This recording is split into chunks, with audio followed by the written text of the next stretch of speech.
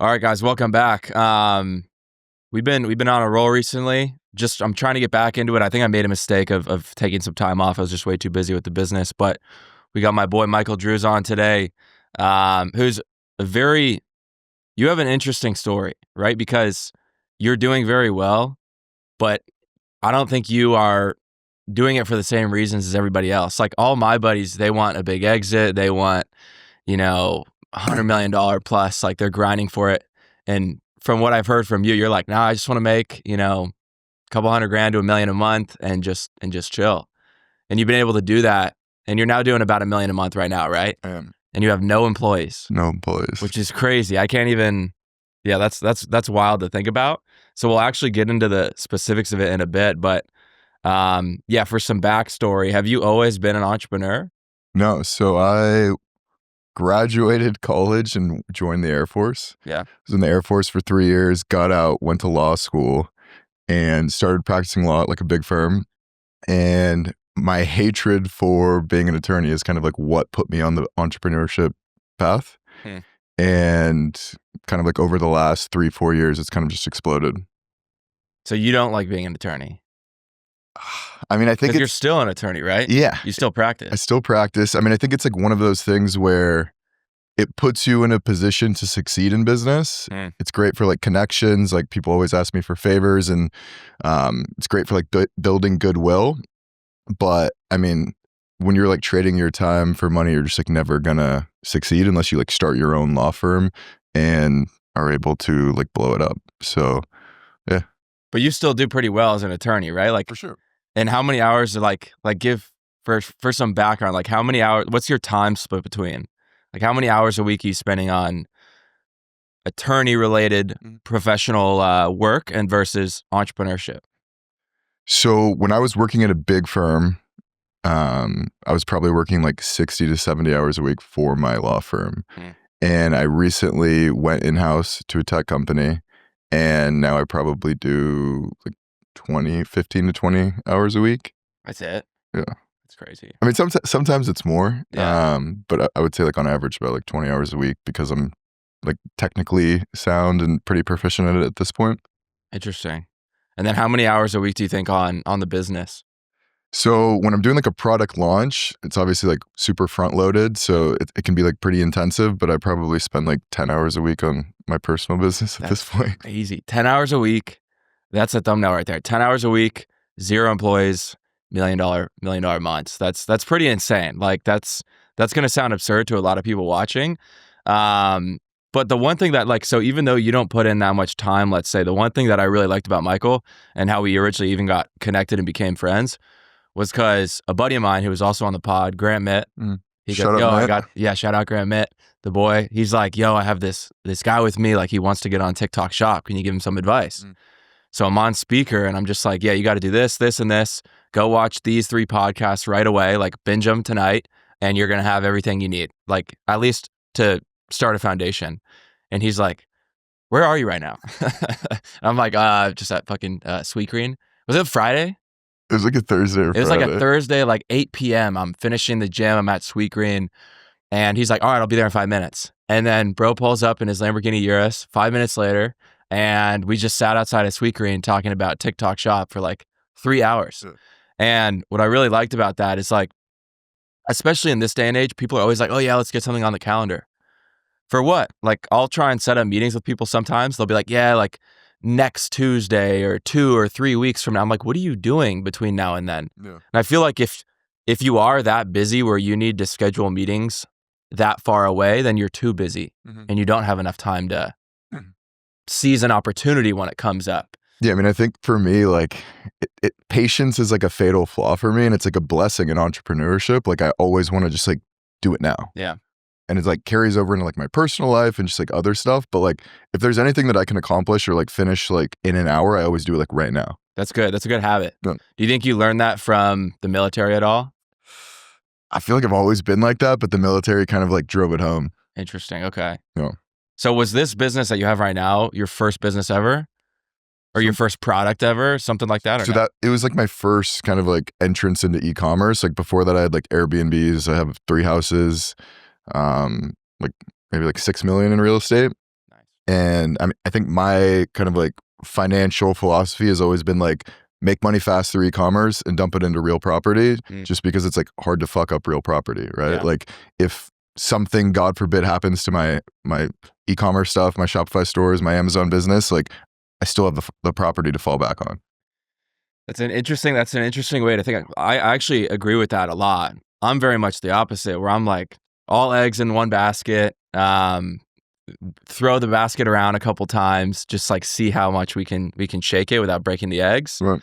And but I think that makes sense though, because like your goal is a lot larger than mine, right? And that kind of goes back to like our internal philosophies. Like my goal is to just like have enough money to never have to think about it. Your goal is like billions, right? So it's like, it makes sense that you would be all in on one thing. How big can I grow this? For me, like, I'm just a chiller, bro. Like so explain like what is your life philosophy? You kind of hinted at it a little bit. Yeah, so I think when I first moved to Austin, there was like this month where I spent like, I had a couple friends who were like balling, and I would always like try to keep up with them. And there was one month where I just went crazy, and I mean, looking back, it like wasn't that crazy. I maybe spent like 40 grand.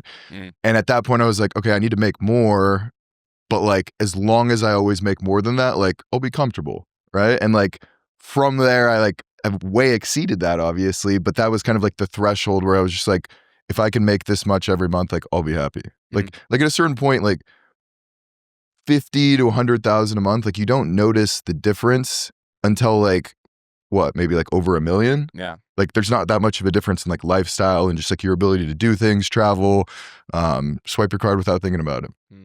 Interesting. And you just got a new house, so yeah? Yeah. I got to come by. 6 beds, 6 baths, movie theater, pool, jacuzzi. How much was it? Can you talk about it? Yeah, it's $3 million. Nice, bro.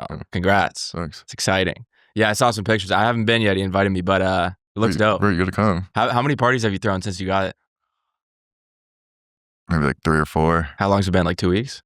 Yeah. That's nice. I feel like there's just like always people over. Like it's great for like co-working, kind of like lay out in the backyard, jump in the pool, cold plunge sauna. Yeah. So little workspace. Yeah.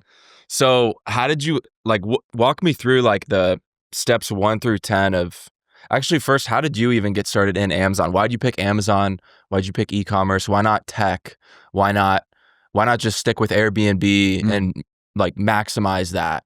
So, why get into something new that you have no experience in? Yeah, so that's a loaded question. I'll try and address all the points. So with respect to Airbnb, I mean, I think it's very difficult to scale. Obviously, you can do like the arbitrage shit, but like to me, that's just like short-lived, and most of the people who are doing arbitrage are getting like crushed right now. Really? Yeah.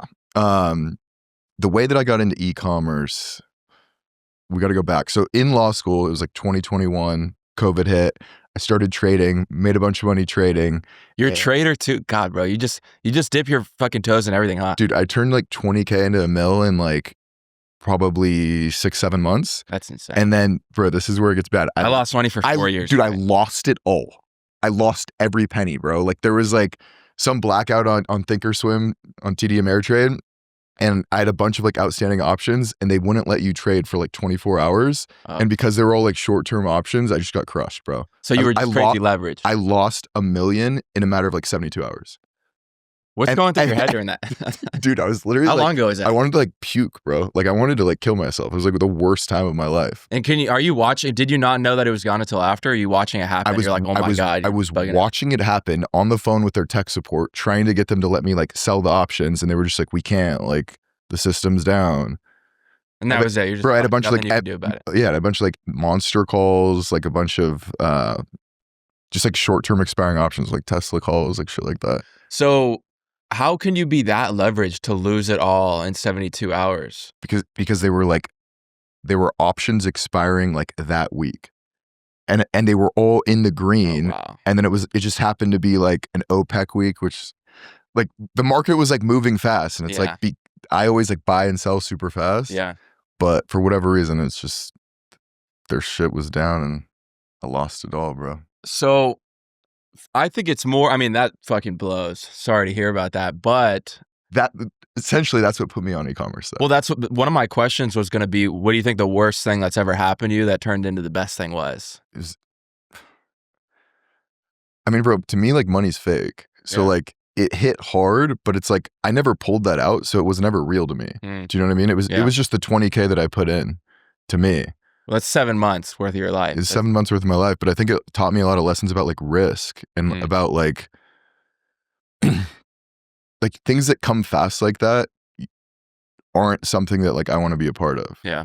Like the most important thing to me now is just like building my business and having something that's like stable that I can build over the long run. Part of the nightmare of trading to me is you have to constantly just be sitting at your monitor watching it. Obviously there's less risky strategies. There's a lot of people who succeed at it, but to me it's I'd rather just like do ETFs and build my business. Yeah. You kind of strike me as one of those guys that like you're very what's the word? Did you study for the SAT? This is the question to prompt this answer. No. What'd you get on it?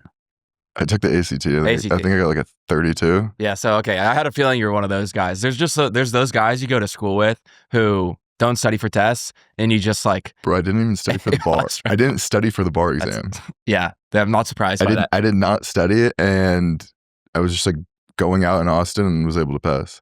So do you have like a photographic memory or anything? Or why do you think, how is that possible? Because for me, I can study for months. Like I took the SAT 3 different times.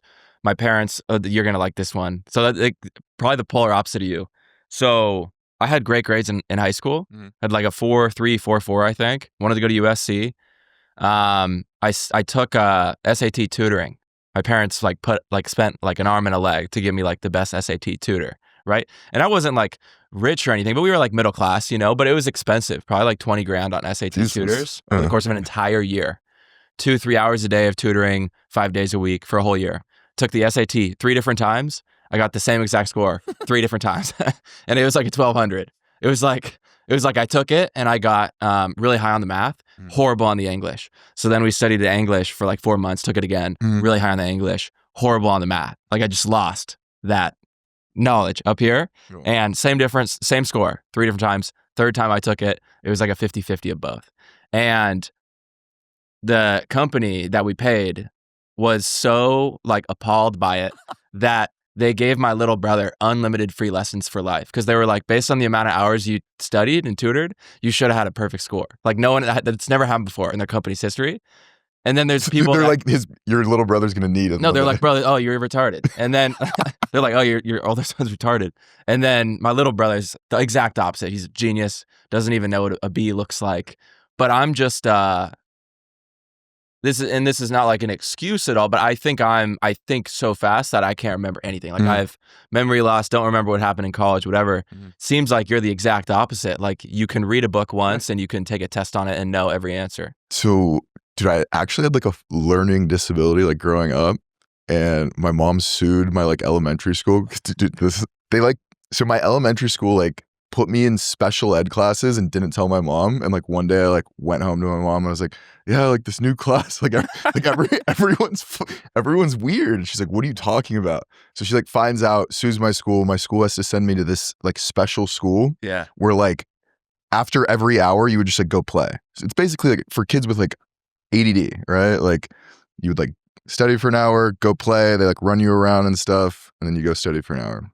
And one of the things that school taught me, and I think it's like carried throughout my life, is I don't learn by just like sitting there and reading. I have to like read or take a concept and then kind of like walk around with it and just like think about it. So a lot of like what I do is just sitting with my thoughts and trying to like conceptualize things and like visualize things. And I think when I do that, it like resonates with me a lot deeper. And once I do that, I'll never forget it. Interesting. And it's clearly working. I mean, the fact that, that's another interesting statistic that I read the other day, that majority of traders who start and fail are entrepreneurs, lawyers, and doctors.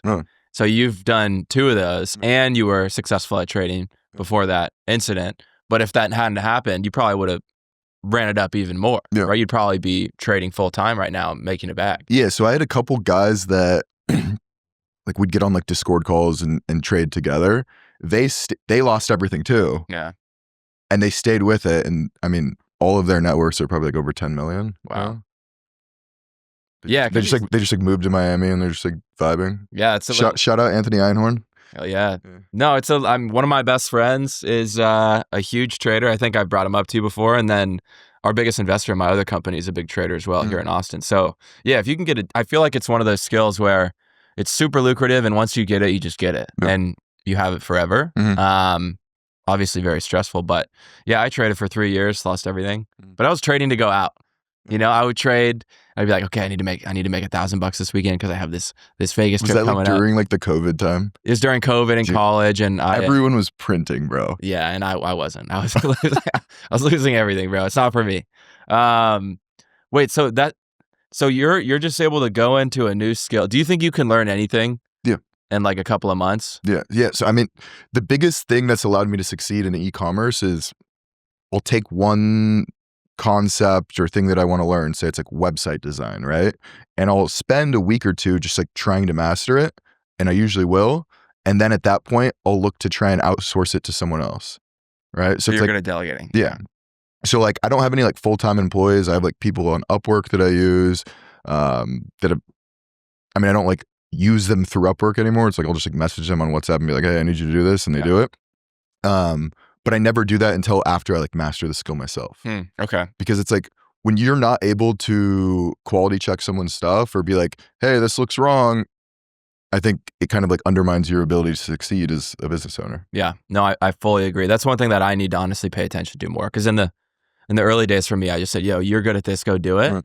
Let me focus on the more important stuff. And that was a mistake I made. Yeah. Well, I mean, I think you're almost like past that though, right? Because it's like your time is so valuable that it wouldn't make sense for you to like go back and learn website design, right? Like I learned most of those foundational skills when I like wasn't making a lot of money, right? So if I were to go like at this point, if I'm making $1 million a month, it wouldn't make sense for me to like go back and learn email marketing, right? Like it makes more sense to just hire a killer to do it. Yeah.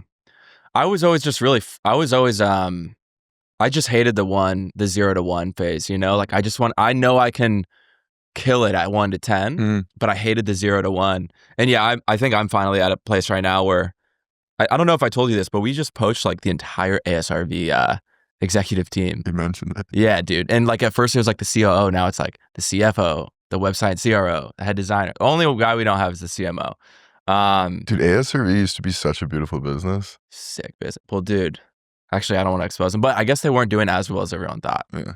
But sick business. Like, and I went to them and I was like, you guys did so many things right, but you really missed the ball on the e-commerce side of things. Like there was like very little CRO and the TAM was so small because you can't sell a fucking $160 pair of joggers. Like only a small portion of society can afford that. So I was like, let's take the same quality and sell it for way less and just mass market it. What do you think the impact of those new acquisitions of employees is going to be for you? Dude, it's like if you had to quantify it. Fuck, dude, that's a great question. It's actually made it, I think the most important thing is it's made the business, for me, so much more fun because I think before they came on, I was definitely like, the big dog, and you know I was kind of like pushing it forward and telling people what to do, and it's it just feels good to have like players on your team. Yeah, people you can trust to just like get things over the finish line. People you can trust and people that you don't have to tell them to do something in order for it to get done. Like they will go and do it for you. That's one thing that was always super frustrating for me is like no one's ever going to work as hard as you as the founder, right? But if you can find players that are entrepreneurs and they have that autonomy, you give them that autonomy, they have that experience, and they like to take risks. Like if you can get those people in your business, then dude, like bro, we were obviously this hasn't happened yet, but I was like walking over the whole business model with them, the CFO and the COO a couple of days ago, and they're like, yeah, you could do 40 to 50 million next year. And just hearing that, like I've always known that was going to happen, but hearing it come from like two guys that have actually done that before. People with the qualifications. Like they're not just blowing smoke at me, right? Like these guys have actually, and they're like, no, this is a monster business model. Like this is going to work. We just have to fix the operations on the back end because I suck at that. And I mean, bro, I remember like seeing your brand obviously like before we met.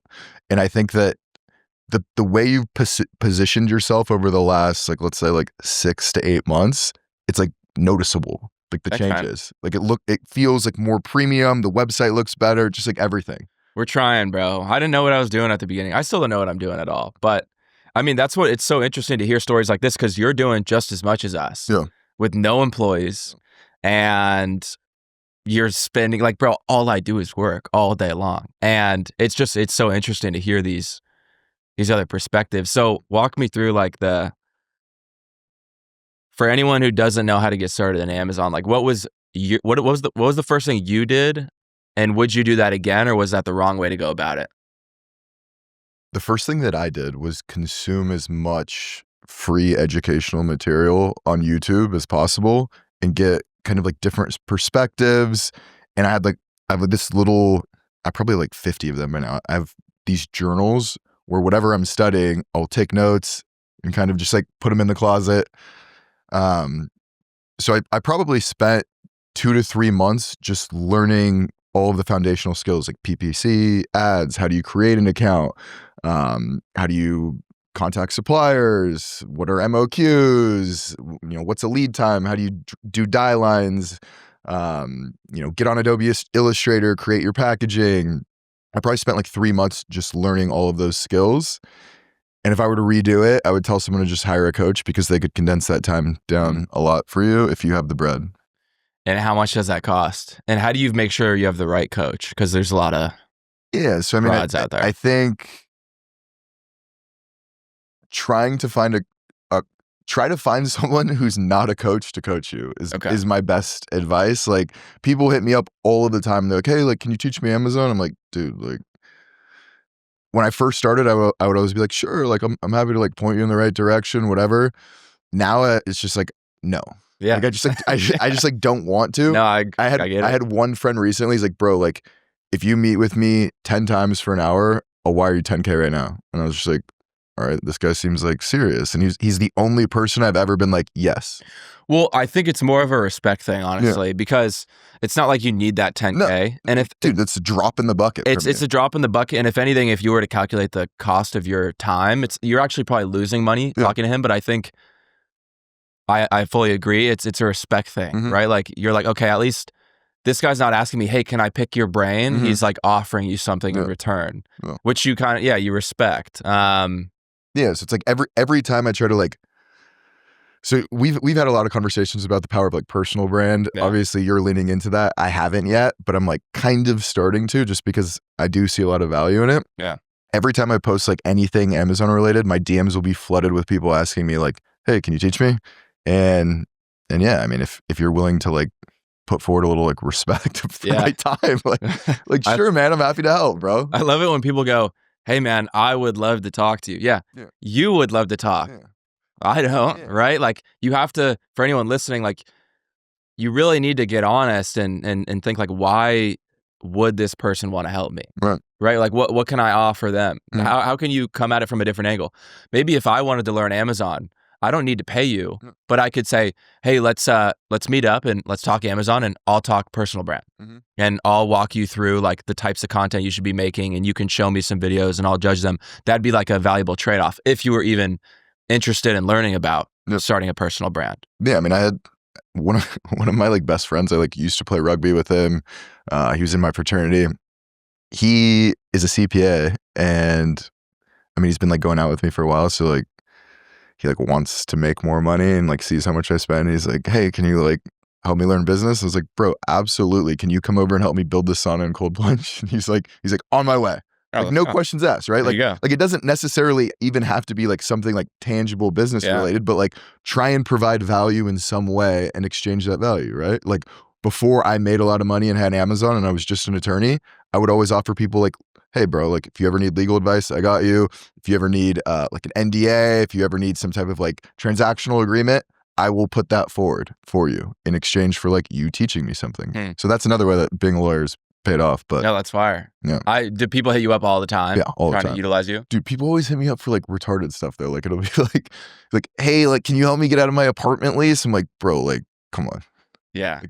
Like, dude, I've closed like $2 billion like transactions. Like, I don't know how to get you out of your apartment lease. I'm gonna hit you up for some stuff soon on that. Yeah. Not apartment lease, but the business we were talking about the other day. Yeah. I got to show it to you, by the way. The MVP's done. Please do. There's still a lot of work to be done on it, but it's sick. I was shopping around devs for a while. Went to like the Indians, the Ukrainians, the Serbians. They're like, who do you think's the best? The Ukrainians are the best. I didn't go to any because, dude, like I went to the Ukrainians and Serbians. They're like, yeah, it's gonna take 2 to 3 months and 30 grand. That was the best offer we got from like some decently skilled guys. I was like, that's too long, bro. Why does it take so long? I'm like, do you guys utilize any of the AI tools today, like Replo or anything like Lovable? They're like, no, like we hard code it. And I'm like, it doesn't need to be hard coded. It's an MVP. Like I just need something I can show. And I found this kid, or I guess he's older than me, so he's not a kid. Shout out Kyle. And he had 2 exits already, stud. He was already working on something else. I showed it to him and he was like geeking. He was like, I get it. He's like, I see the vision, bro. And I'm like, are you in? And he goes, I'm in. I said, how long can you get this done? And he goes, I'll have it done by Thursday. That's what's up. You need guys like that, right? Like sure. you need to move fast. One of my graphic designers is in the Ukraine, and when the war with Russia popped off, I like sent him an assignment. Dude, I sent him a project and he's like, there's bombs going off outdoor. My power's out. I'll have it done in 24 hours. Ever since then, he's like my go-to guy. Let's go. Is he still over there? Yeah. He's all right? I think so. I mean, I used him the other day. Nice. Okay. So after you got started, let's go back to Amazon real quick. So you spent a couple months learning, right? That's something that a lot of people can take from, right? I definitely made the mistake of jumping right in without looking at shit. I didn't even like look up like what a product margin should be. I just started ordering clothes and I just started spending money. I didn't do any research. I didn't talk to anybody whatsoever. I didn't even look up if clothing was a good business to get into. I just jumped right in. I definitely would recommend going his route, right? But okay, let's say people watch some videos, they watch some podcasts, they go look at the experts. Maybe they're fortunate enough to get a hold of somebody. What are like the biggest 3 things you should avoid on Amazon? Or like if you could the 3 biggest like spaces or pitfalls. Like, I want to ask both questions, but I want to phrase it in a different way. If you could go back to Michael on day 1 and you had like 60 seconds to give him as much advice as you could about how to start and not make as many mistakes, not lose as much money, be as fast as possible, what would you say? Make sure you get a good trademark. So trademark first. Make sure you get a good trademark. I had one brand that I built up to probably $300,000 a month. And on Amazon, it's like, if you don't have a trademark and you're not brand registered, like anyone can sell your product. So you can get like fake fucking hijackers from China that just like jump on and start diluting your brand. So get a good trademark, stay away from apparel. And really? Yeah. Did you try yourself? Yeah. Yeah. I mean, why? Because it was cool? You're like, oh, I want to sell clothes. Dude, it's so random, bro. I was selling women's shapewear, like women's bodysuits, and the brand was doing like that's the brand. It was doing like $300K a month. And all of these like Chinese hijackers jumped on it. With clothing on Amazon, it's like people are like kind of fickle and the return policy's phenomenal. So your margins just get crushed. So even when I was making $300K a month in revenue on Amazon in the apparel space, like the profit margin, I was only doing like $40K a month in profit, which is like terrible in my opinion. Well, that's actually pretty decent for clothing. Okay. Like if you have like 10% and you're scaling fast, that's pretty good. Okay.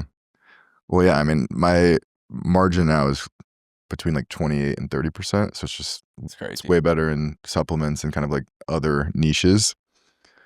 So no apparel, trademark, and make sure you stay up to date on like your account health. I don't think it's like an issue on Shopify, but on Amazon, I mean, for kind of just like anything, Amazon can take it all away from you. So you have to like stay on top of account health. So those are that makes kind sense. of It's kind of the things. same thing with TikTok Shop. Right, like you could have a monster store, a monster product, but like we switched to a new 3PL and they told us it was going to take like a week to get everything set up. It took 3.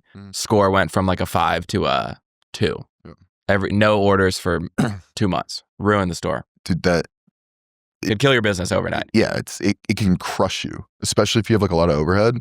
You have to prioritize that, and it's like the least sexy part of the business, so you tend to overlook it. Yeah, but yeah, those are my 3. So if someone was getting started for the first time, like how do you choose a good product? What should you be looking for? Yeah, so I think the biggest difference between like creating a Shopify brand or just like any brand and Amazon or TikTok, maybe I'm like kind of entering TikTok right now, but with Amazon, with Shopify, it's like a blue ocean strategy, right? Like you can create a completely unique product and create demand for it. With Amazon, you follow the search volume. Like search volume is king. So if people aren't already searching for the thing that they want to buy, they're not going to find your product, right? So, I mean, I think the most important thing is search volume, that you're not competing with kind of like brands that are in like Target or Walmart. Those are kind of the big ones. So it sounds like you want to follow like the newest trends. Like, for example, like if beef tallow is a big trend, or if, you know, some hair care product is popping off on social media, like that's how you want to approach it. Yeah. So, I mean, ideally you're going to be one of the first like 5 people to enter that space. I think if you like tried to jump on beef tallow now, you would just get crushed unless you're Rob the Bank, and shout out Rob, and have like a huge kind of like personal brand to leverage into that product. Otherwise, you're just going to get drowned in the volume of other sellers. What are some niches or trends right now that you would suggest people get into? Oh God. The one that comes to mind I'm about to do, so I don't necessarily want to say it, but I think one of the easiest low-hanging fruit is finding a product that's printing on Instagram or TikTok, seeing if it's on Amazon, and then being that bridge and taking it to Amazon. There's a couple opportunities within the supplement space that I've seen that I'm about to do.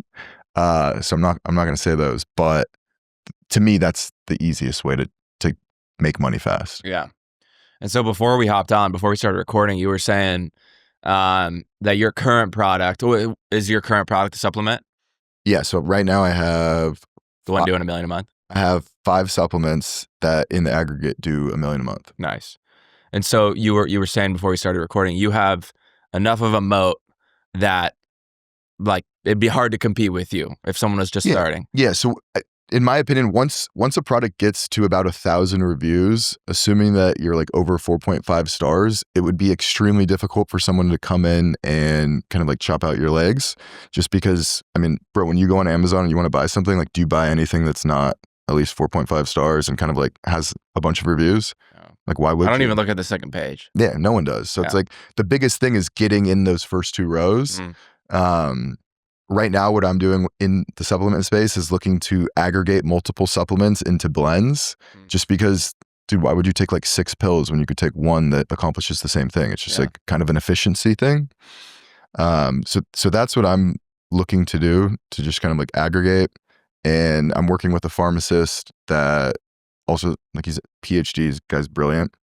And I will take him like these different blends and be like, hey, can you make this more potent, more efficient? And he does that, and I'm basically like the Amazon marketing guy that makes him print. Nice.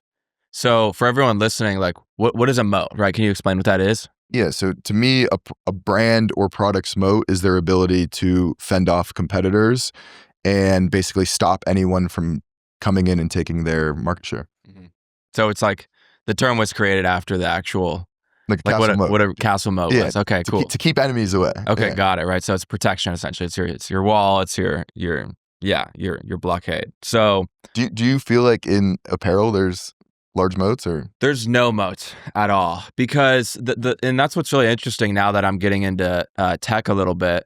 For everyone like watching or listening, I essentially saw like a lot of weak points in my own marketing and advertising, and I was like, why is there not a solution for this? So I started building that, and then we're going to use it for our own program, and then if it works well, which it will, then we'll license it to other people and then eventually go to mass market with it. But it's so interesting because in clothing, like, nobody needs clothes. Like, nobody needs another shirt. Like, no matter how fucking much I talk about how soft and breathable and stretchy it is, like, no one really needs another shirt. And the truth is, like, there's probably somebody else out there. There's probably another brand out there that has a very similar, if not the same product. Maybe it's in a different country, but like my manufacturer, I work with one of the best activewear manufacturers in China, if not the best. They make the same quality stuff they make us for probably 10 other brands. Now I'd say we're fortunate that we're one of the only ones in the US. So like they make for a lot of Japanese sportswear brands, and they sell a t-shirt for $100. We sell for 40, right? When they heard that we were selling ours for 40, they were like, how the fuck do you guys make money? I'm like, because our marketing's so cheap. But in clothing, it really is about brand. It's like, how do you create a brand? We were talking about this before it started. Your brand is your moat, essentially.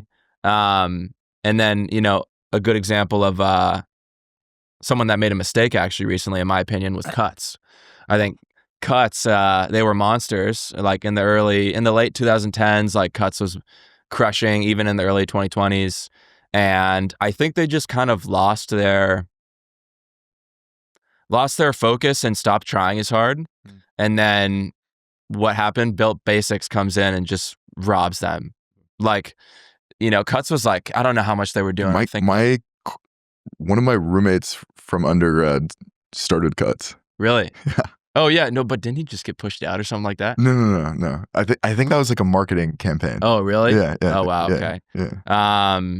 Yeah, I don't know. That's what I saw on Twitter, but I think yeah, when you're at the top and you're doing 200 million a year or whatever, and then it just shows like you can never stop like innovating and grinding. And for Cuts though, I think like their strategy was like, you know, basics essentially, and then a company like Built can come in and really compete with you. For us, it's just about making sure we have the best quality and can offer those great prices and continuing to be cool, essentially. Like in clothing, you have to be cool, unless you're doing like package deals or anything like that. Yeah, I mean, I think the best way to do clothing, other than just like high volume, is trying to position yourself as like a Veblen good. A Veblen good, which is basically like, regardless, a Veblen good is when the price of the product increases, the demand also increases, which is like, it's very hard to do, right? Yeah. But if you think about like, I don't know, like Louis Vuitton or like Birkin, right? It's like the higher the price, the more the demand. Yeah. So, I mean, that only really works in like what? Like very, very luxury, like colognes, purses, like some apparel. But like, I don't really know how to position yourself that way. Obviously, that's not going to work for No, Huff. We don't want to do that. Yeah, you don't want to do that. But if I were to do it, yeah, I think that's the best way to do it. For sure. And that can definitely work. And it just depends on what your long-term goal is, right? Like I remember when I sat down with my new COO, he literally told me, he's like, do you want to be that super aesthetic dope?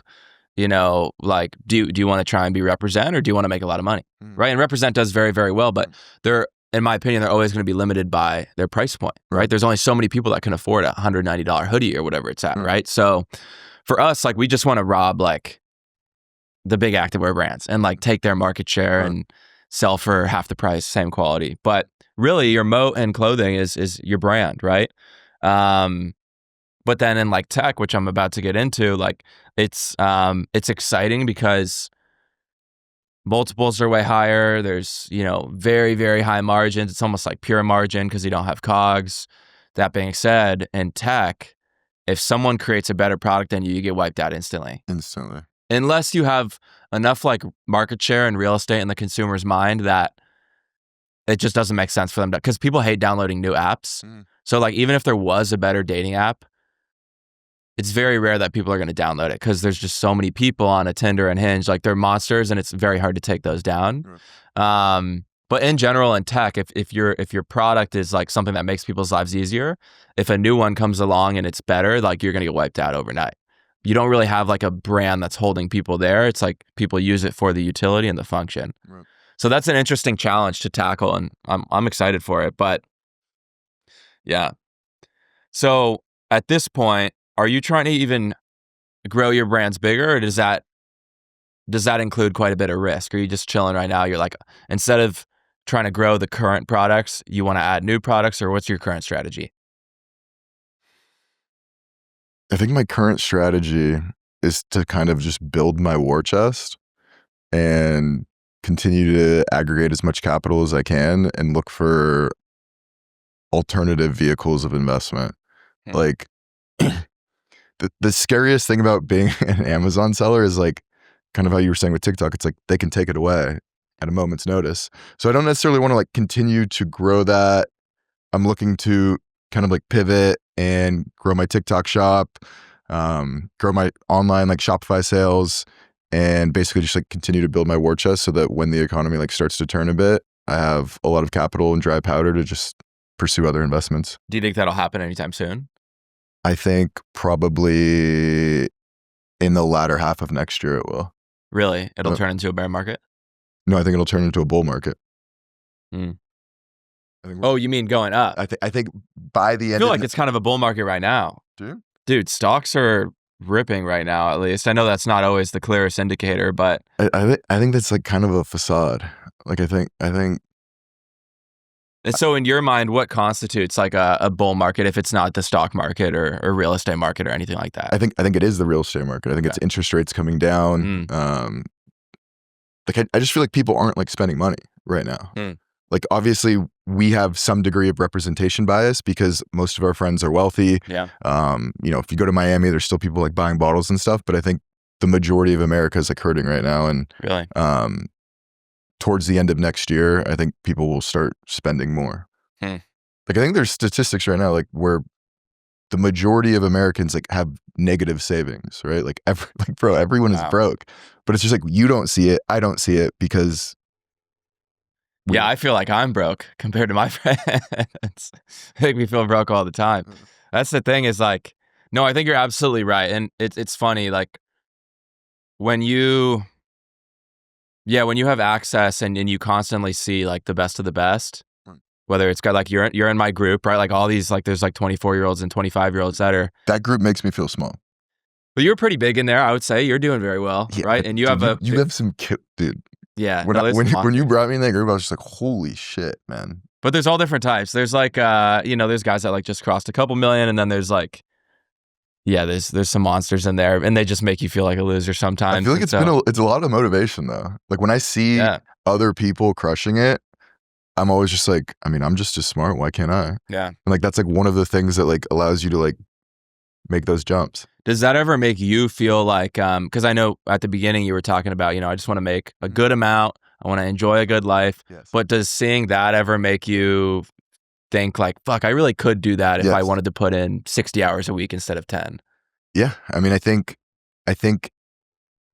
your proximity, or I'll speak for myself, my proximity to success makes me want to succeed more because I have a little bit of like a chip on my shoulder. Yeah. And I think one of the things that over the last year has kind of like slowed me down is I don't have a ton of friends who are way more successful than me. So I'm like constantly looking for people that are so that I can kind of like brush shoulders with them and be like, hey, like I need to level up. Yeah. Keep pushing. I was actually just watching, you know who Luke Belmar is? Yeah. I was just watching his pod with Jack Neal, and he was talking about whenever he feels like he reaches a peak in his life, he'll move into an area where he has proximity with people that are way better. Yeah. So like if he gets to the point where like he has the biggest house in the neighborhood, like he'll move to a different neighborhood where he has one of the smaller houses. And, he says some funny stuff a lot, but I think that's actually a great concept. And I think some people will look at that as like, oh, that's depressing. Like you always want to be chasing the next thing, but I think that's life. It's a game, bro. It's fun.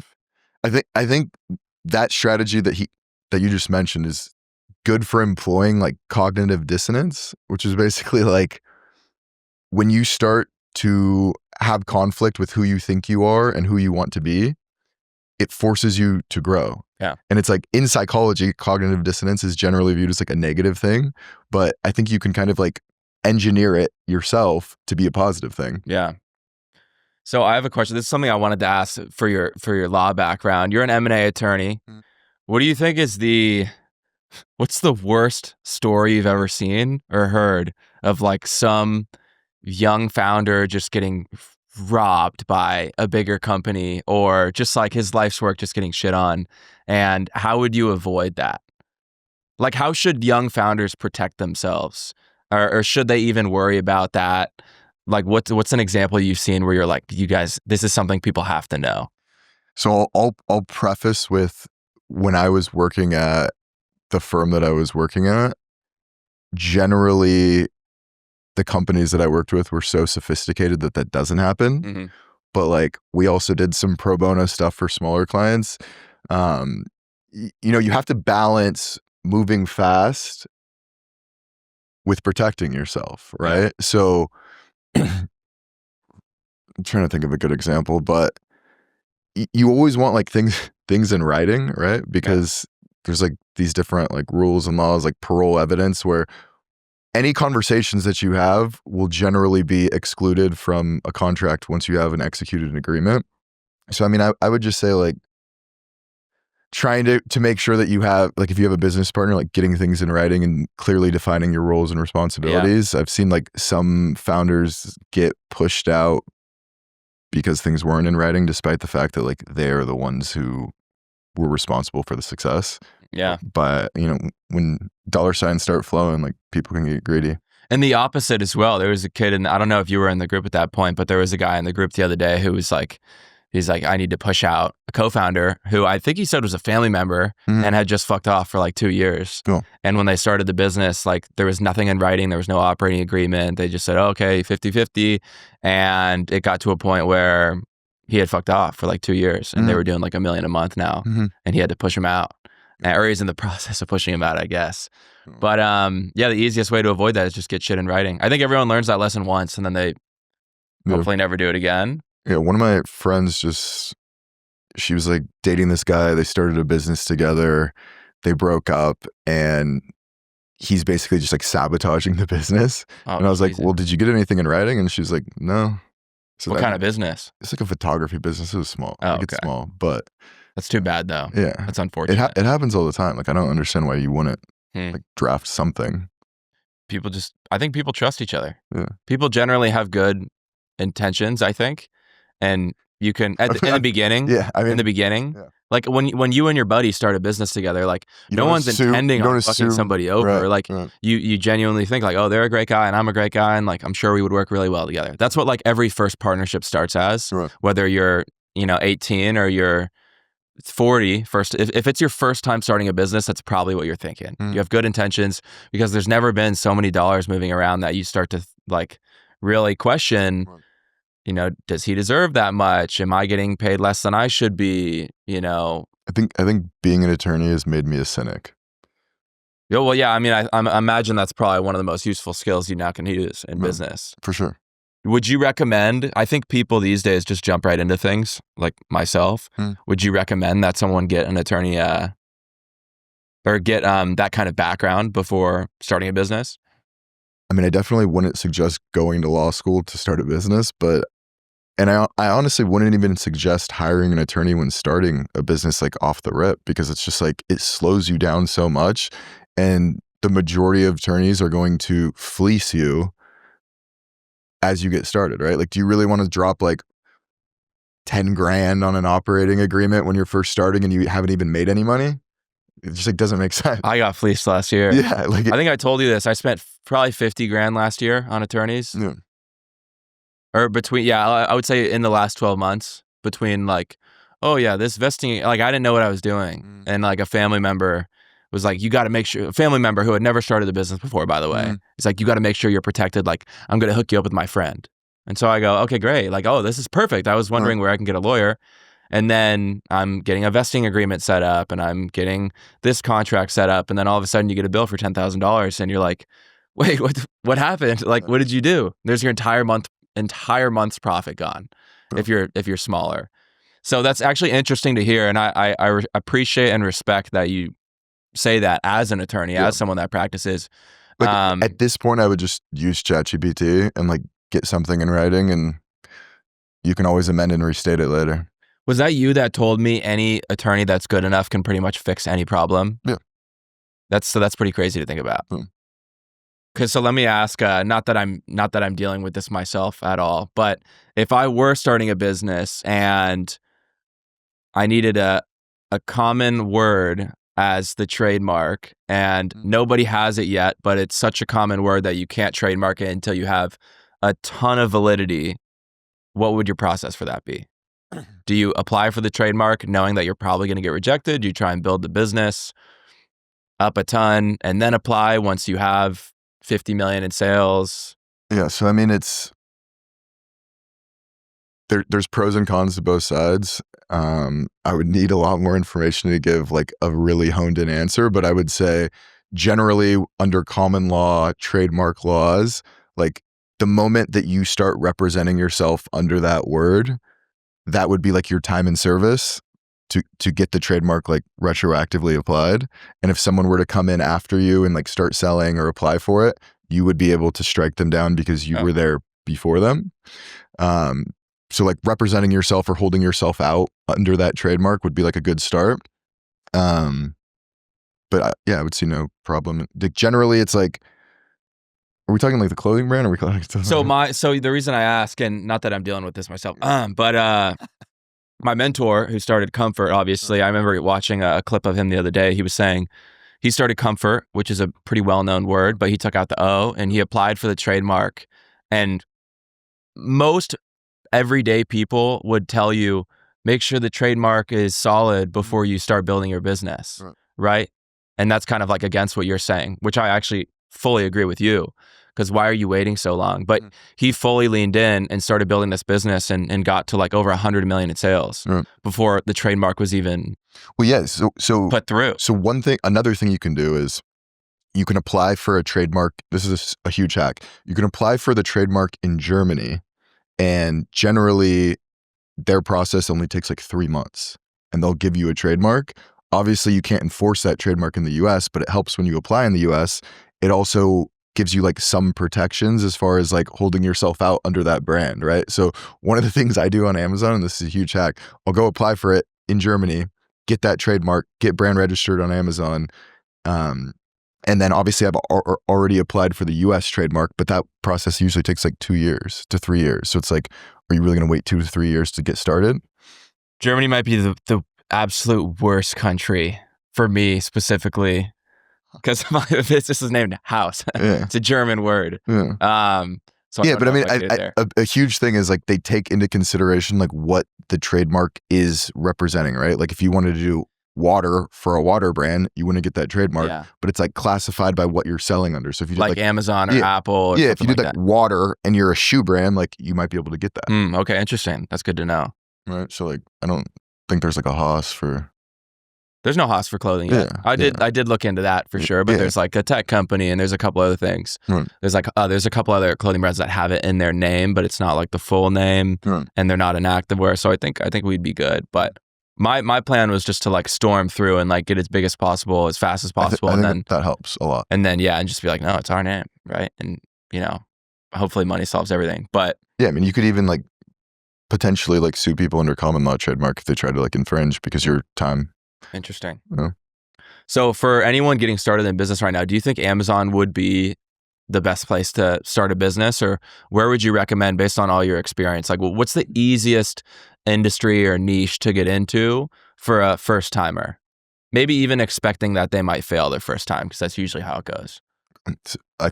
This is a 3-part answer. So I think Amazon is the easiest e-commerce sales platform / channel to make money on. Better than starting a Shopify and running ads? So it's a 2-part answer. So Amazon's way easier, right? Depending on what your goals are, Amazon will probably be the easiest way to like add, let's say, under 100K a month to your income, right?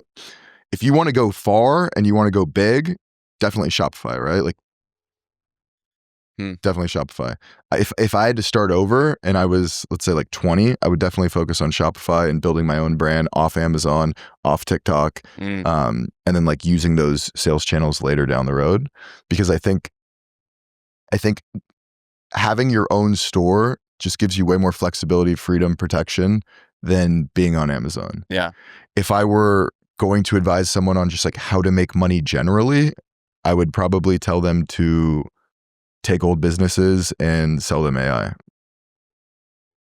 Take old businesses and sell them AI. Like I just think like AI is like the best opportunity right now. Yeah. So if there's like 16-year-olds, 15-year-olds that like want to succeed in the long run, I would definitely tell them to figure out a way to learn AI and take that to like mom and pop brick and mortars and just like other businesses and try and implement it into their businesses. Well, speaking on that in your own business, how do you implement AI? I'm always trying to figure, like, the idea that you have no employees is fucking crazy to me.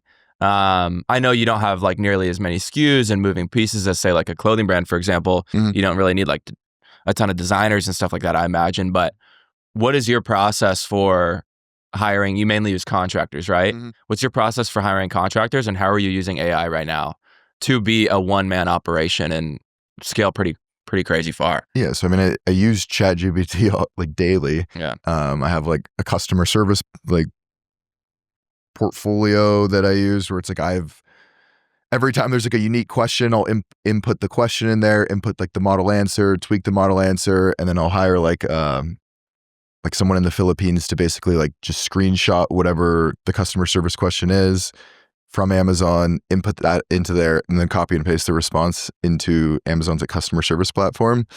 I also use ChatGPT for like listing stuff, sometimes like creating images.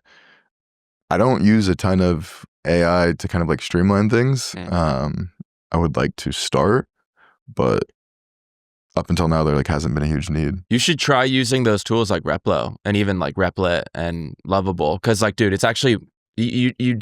I don't know about you, but I used to look at those and be like, oh, I'm not a nerd. Like I can't figure that stuff out, right? But they're incredibly easy to use, and if you give it enough information, you can build whatever you want. Dope websites, landing pages, like what I'm about to show you after this was like completely built with those tools, and you're gonna be like, no way, like it's impressive, bro. It's actually crazy impressive. I mean, dude, I'm always looking for like my entire philosophy is like make the most by doing the least. Yeah. So, hell yeah, I would love to.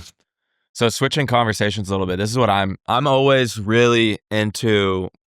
Any conversation that involves an exit, right? You're an M&A attorney. How many like exits have you had to help facilitate? Probably like 50, 60. What's your biggest advice, or maybe like the do's and don'ts, or what you should watch out for if you're a founder talking to? Are you mainly doing it through private equity, or are you doing big companies buying small companies, or what is it? What are you mainly dealing with? All across the board. All across the board. So let's go one by one then. For private equity, what does that process usually look like? How long is it? What should founders watch out for? Because I've heard horror stories of like, you know, let me know if this is right or not. I've heard that private equity firms will essentially like dig into every part of your business, and obviously because they have to, if they're buying it, might take anywhere from like 6 to 12 months, and then by the end of it, you're so tired and so fed up that you low-key just take whatever they give you, and they usually lowball the fuck out of you. Does that sound about right? If you don't have a good legal team and you're not a particularly like sophisticated founder, that can happen for sure. So would you recommend when it's time, if I decide to exit, that I should hit up someone like you and be like, yo, can you do this process for me, and I'll give you a piece? I mean, I personally wouldn't do it, but like, yeah, you should. You wouldn't do it? I would not. Oh, why not? What if I was selling for 400 million? I was like, I'll give you a piece, bro, just to make sure I don't get fucked. Because I look at that as like, you will need like a team of like probably 6 to 8 attorneys. Are you serious? To make it happen? Yeah, like you'll need. So like the legal field is so massive, right? Like you're gonna need like a tax specialist. Like you're gonna need an M&A attorney. You're gonna need a tax specialist. You might need like an environmental lawyer. You might, if the brand is international, you might need an international attorney. You'll need like a team of like 6 to 8 people to facilitate that. I think the most important thing as a founder when you're thinking long term about like the sale, once you engage a party that you might sell to, like you need to be like fully transparent. Don't try and like cook the books. Don't try and like embellish the revenue. Bro, this is like real shit. Like people, I feel like that's an obvious, but people will try to like embellish their margins. Like, you know, if they have like reviews that they like paid for or something, they might like not disclose that. Like you need to disclose everything and be as transparent as possible. So on the back end, they're not trying to renegotiate the price. That's where you get cooked, right? Like you lied or like forgot about some stuff. It's all just about like being organized, structured, and being as transparent as possible. So, okay, bouncing off that a little bit. And make sure they sign NDAs and. Yeah. So, I mean, I literally tell everyone what I do in my own business because like you can't steal it, right? Like the program that we're building, like it takes like forever to build. It's about like building a little army for your own business, right? So you couldn't even steal it. I give away the sauce to everybody in my videos, but I imagine you've seen a lot of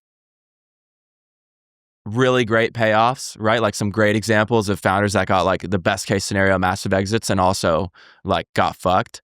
What did both of those situations look like? Like, what did they do? Obviously, lying is a great example, but like, what else did a founder that you've seen who got absolutely rinsed do to not be best prepared? Or what was like a mistake he made versus someone that got like the ultimate scenario, 20x revenue in an AI company or whatever?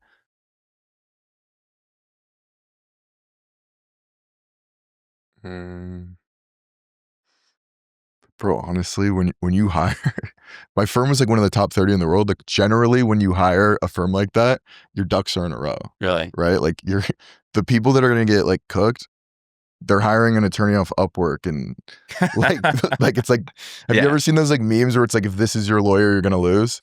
Like, like bro, if you can afford a team of attorneys that they're like $1,400 an hour, like your shit's usually like on lock. And so it's generally like I'm working with very sophisticated companies, not so much like individual founders.